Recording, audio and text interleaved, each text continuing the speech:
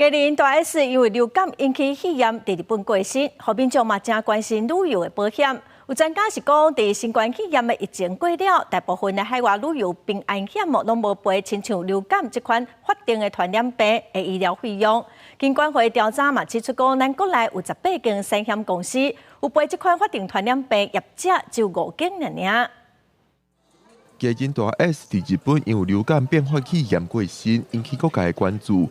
不管是台湾，也是民众爱去的日本，拢爱注意流感的疫情。但是出国旅游，民众订投保的海外旅游平安险，其实无一定有赔流感这款法定传染病的医疗费用。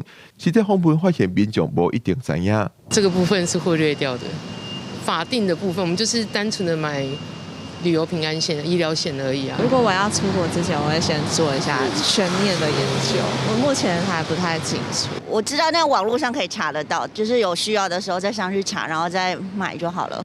根据金管会的调查，海外突发疾病的医疗险有给付法定传染病的只有5间保险业者，分别是台湾产险、旺旺优联产险、华南产险、安达产险、甲南山人寿。